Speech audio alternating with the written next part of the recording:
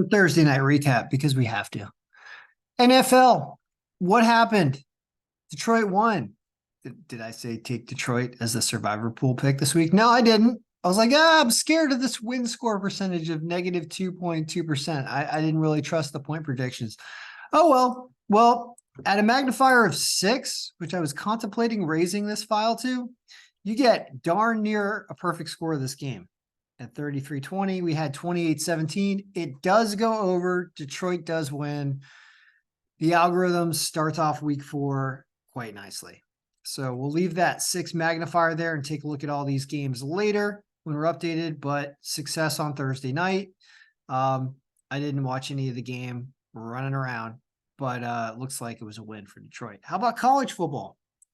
For those of you that have a copy of the college football, I did a video about this weekend's games for people that purchased a copy of this. You can go purchase a copy for $50 and get the rest of college football this week. Well, what happened? Jacksonville State comes all the way back to win this game. They were down by 8 points with a minute left in the game. They score, they convert a 2-point conversion, and they crush it in overtime.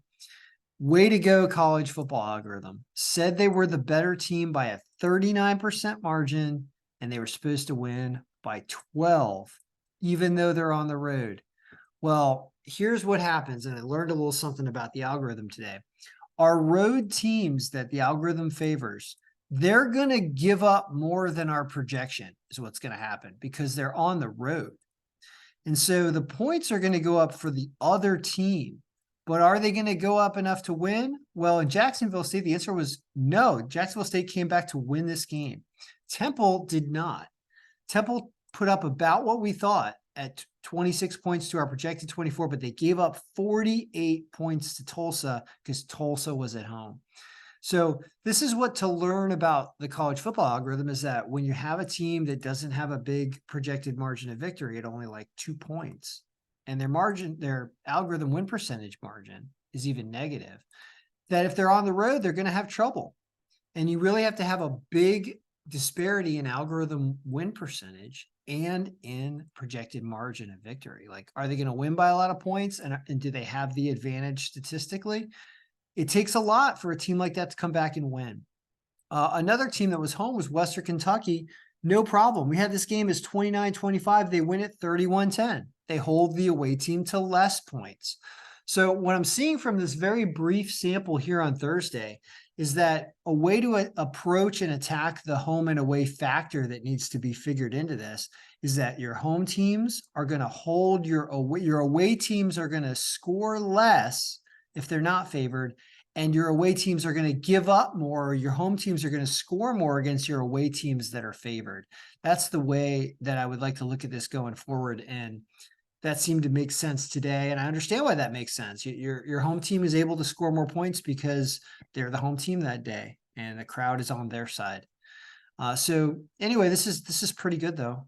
The game goes way over because Jacksonville State has to score so many points in overtime. So this game goes way over, but the game with the highest over-under listed of Western Kentucky and Middle Tennessee, that one went way under. So that's pretty good. Because this number here was 36.5 points was the over-under for the Jacksonville State game. Because they only had a 21-point game last week and they were way under, and I discussed them in a video. So, of course, the odds makers overcompensated today and made this game an extremely low under. It goes way over, goes almost double because Jacksonville State had to come back. So this over-under was really low, which made it tough to bet, even though the algorithm said this game was only going to have 26 points and it had 3 times that. Now, the other game, though, the 60-point over-under, the 55-point over-under lost. So this one's not good either for over-unders this week. But this is a favored team on the road, meaning the algorithm thinks a road team's going to win. That means they're going to give up more points than you think because they're not home. So this was not bad. This continues to be good. Everything here makes sense. Jacksonville State coming back to win makes a lot of sense. And I just, can't complain. So for those of you who stuck it out and wanted a quick look at the rest of the week, boom, here it is. Here it is. I just scrolled down. You can take your snapshots, try to figure it out. What's the coolest thing to play? College football wise? We're going to sort this descending by money line so we can look. The coolest thing to play is, man, Louisiana over Minnesota is plus 370, but they're away. Stuff like this is pretty cool, though. I don't think Houston beats Texas Tech. Watch out for this strength of schedule number here, though. That's scary. Syracuse is home against Clemson. They can win this game. Syracuse plus 7 is a pretty good thing to play here. They got positive margin. Do you have this bad strength of schedule comparison of -11? There's Mississippi over Louisiana State at plus 136.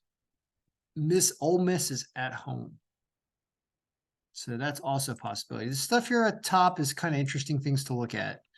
But in terms of just order wise, what's the best line that's the algorithm says, wins the most? It's probably something. Texas State has a bad strength of schedule, though, so I wouldn't pay attention to that as much. Look at that. Jacksonville State wins at minus 250 on this list. Good for them. Louisville away at North Carolina. What about a home team? You want to have a home team. What's the best line for a home team? Massachusetts again against Arkansas State, but they got a negative win score. The week is actually looking a little tougher than I thought. See that Syracuse shit. Anyway, there you go, guys. Good luck. That's the end of college football videos until we do a recap of all the results. There will be a private NFL video for those that purchase, copy, and subscribe.